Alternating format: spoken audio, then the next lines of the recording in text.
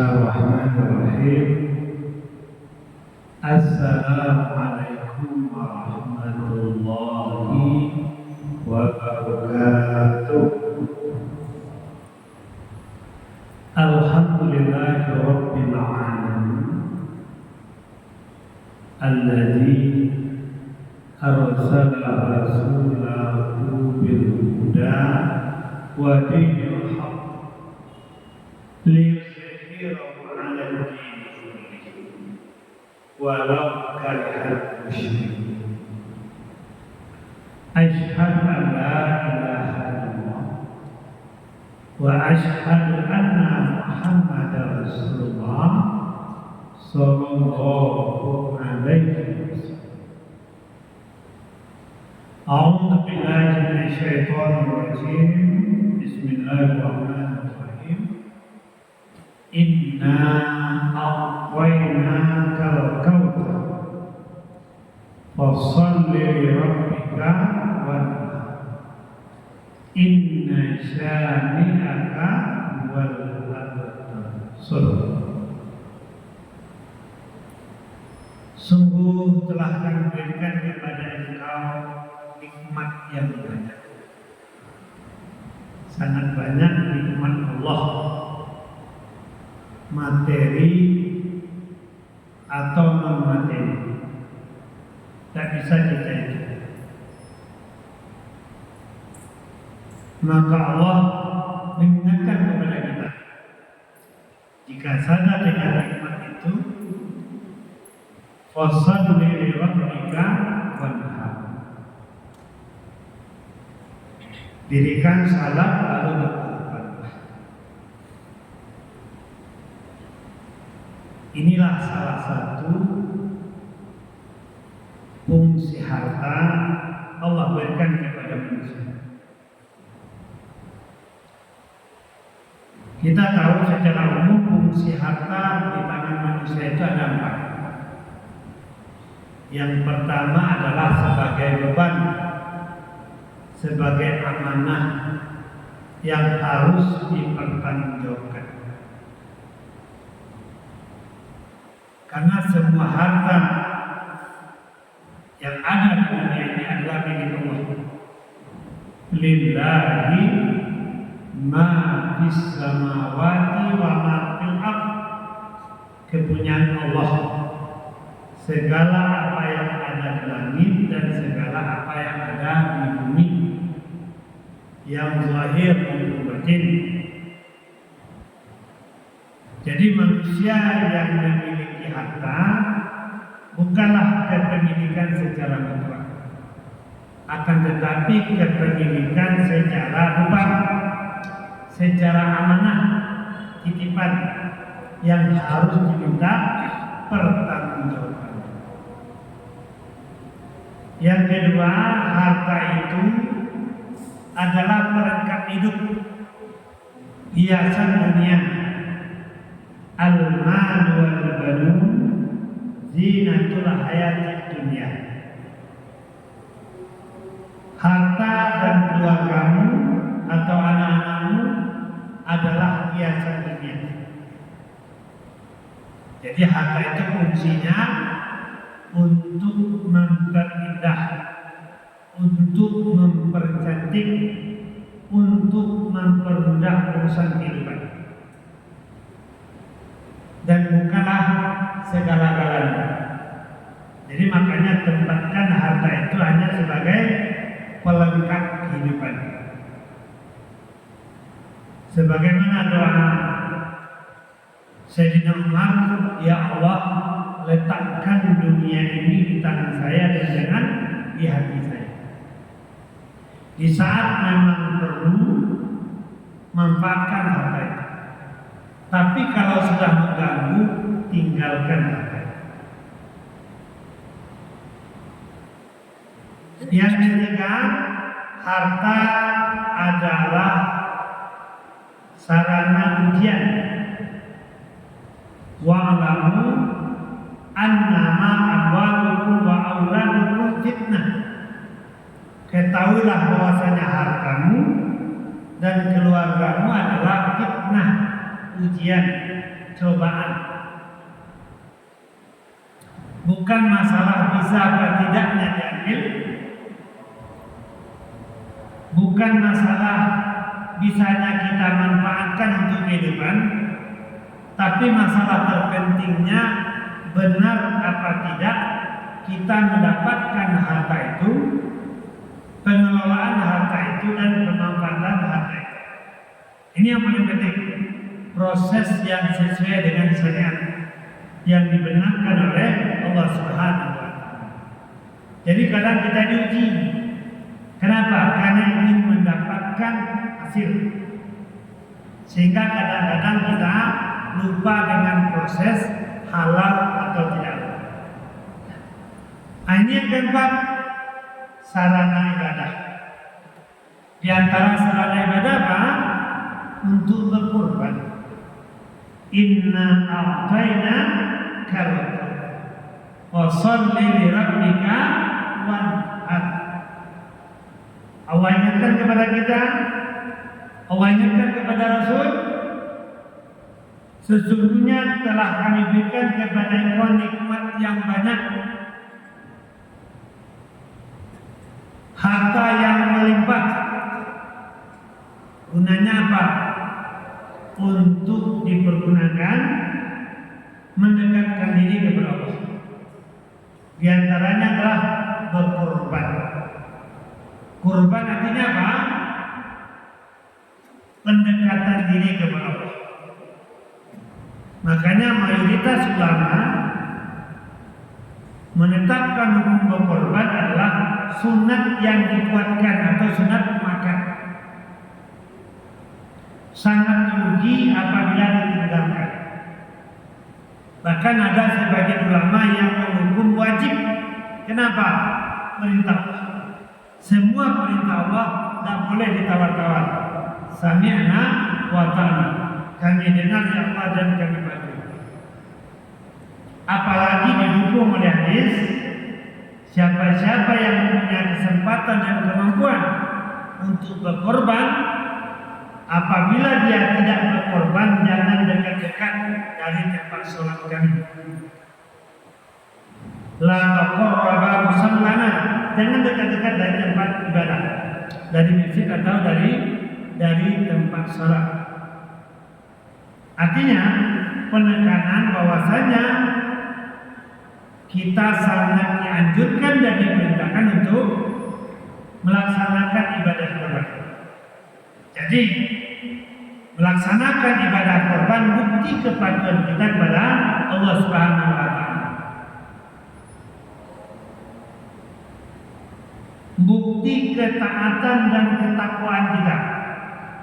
La yanalullahu luhumha wala dima'uha walakin yanalu taqwa minkum.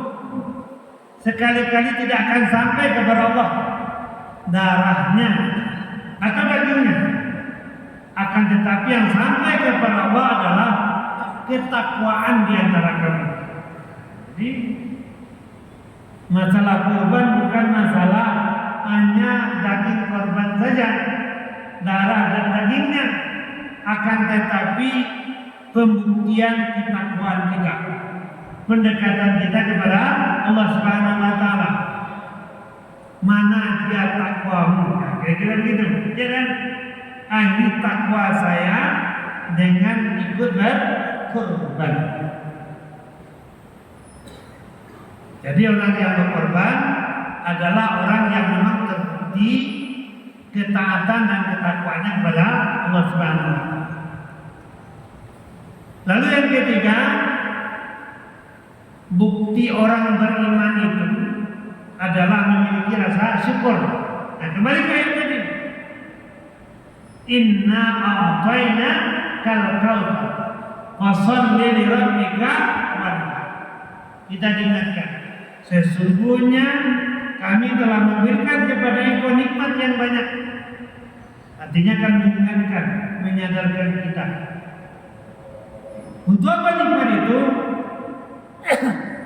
Untuk disyukuri.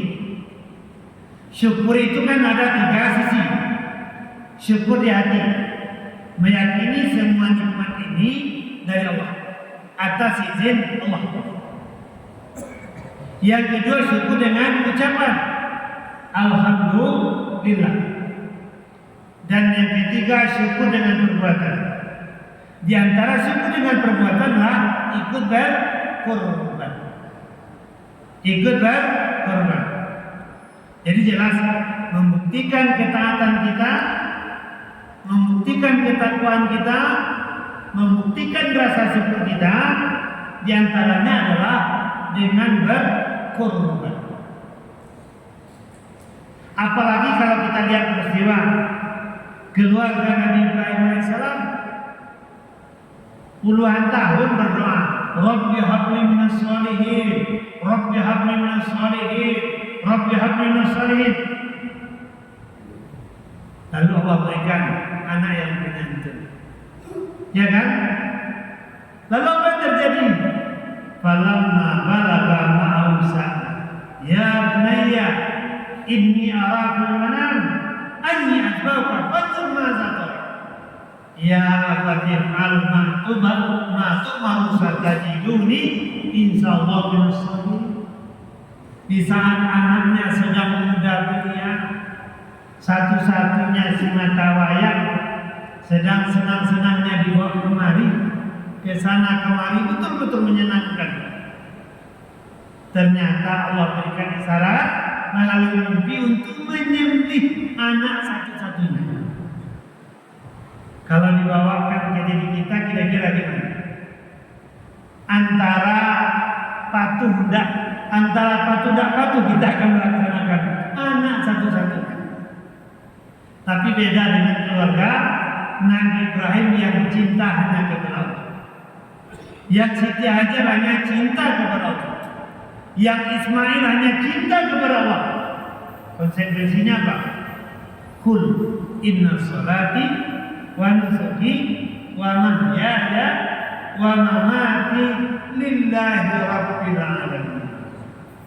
Katakan sesungguhnya salatku, ibadahku, hidupku, matiku hanya untuk Allah Rabbul Alamin. Jadi semua yang Allah berikan, apabila Allah tuntut untuk pengabdian, tidak ada kata lain. Sami'na wa ta'na. Kami dengar ya Allah dan kami patuh. Itulah tauhidul ubudiyah. Itulah tauhid di dalam beribadah. Karena inti dari ajaran Islam adalah tauhid. Mengakui Allah satu-satunya Rabb. Tidak ada yang serupa dengan Allah. Laisa kamitslihi syai'un wa lam yakul lahu kufuwan ahad. Tapi pembuktian dari tauhid itu adalah ibadah. Ibadah yang bagaimana? Yang tauhid kepada Allah paling cinta. Wallazina amanu asyaddu hubban. Terkalahkan cinta kepada istri, terkalahkan cinta kepada anak.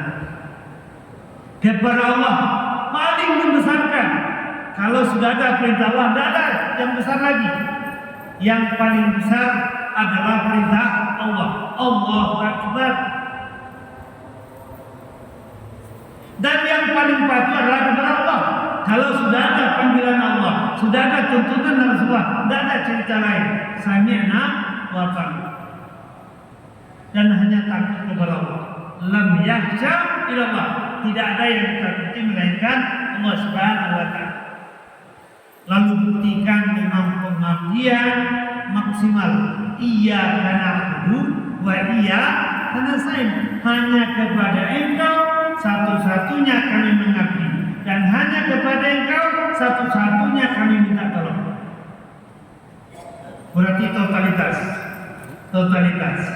Jadi kalau kita lihat bagaimana peristiwa keluarga Nabi Ibrahim alaihissalam, pengabdian yang totalitas, tauhidul ubudiyah, ya kan, akan membentuk tauhidul umat. Pengabdian yang tauhid itu akan menyatukan umat, sehingga satunya visi misi Nabi Ibrahim, Siti Hajar, akan Nabi Ismail. Kalau sudah satu, apa yang terjadi? tidak ada ganjaran untuk beribadah. Kul inna sholati wa nusuki wa mahyaya wa mamati lillahi rabbil alamin. Jadi hadirin jemaah yang berbahagia, dapat kita simpulkan kenapa harus berkorban? Karena Allah perintah, karena Rasul contohkan. Kenapa harus berkorban? Pembuktian takwa. La yanalullahu luhumha wala dima'uha walakin yanalut taqwa minkum. Sekali-kali tidak akan sampai kepada Allah darah atau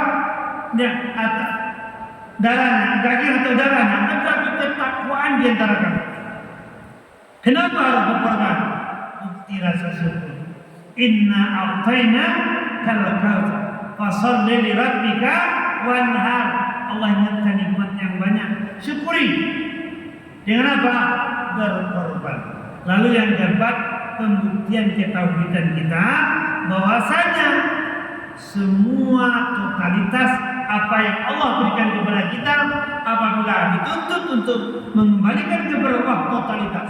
Kul inna sholati wa nusuki wa mahyaya wa mamati lillahi rabbil alamin. Katakan, sesungguhnya salatku, ibadahku, hidupku, matiku hanya untuk Allah Subhanahu wa taala. Jadi hadirin jemaah yang berbahagia, jangan pernah lewatkan kesempatan. Dan kata kuncinya, semua harta yang kita pergunakan di jalan Allah dinilai sebagai sedekah. Kalau sudah sedekah Pak, pasti diganti. Dilipat gandakan rezeki kita, dijauhkan bala dari kita, disembuhkan penyakit kita, bahkan dipadamkan api neraka untuk kita. Jadi hadirin jemaah yang berbahagia, selagi ada kesempatan, maka jangan kita sampai tidak ikut di dalam berkorban. Banyak maaf apabila tak hidayah. Assalamualaikum warahmatullahi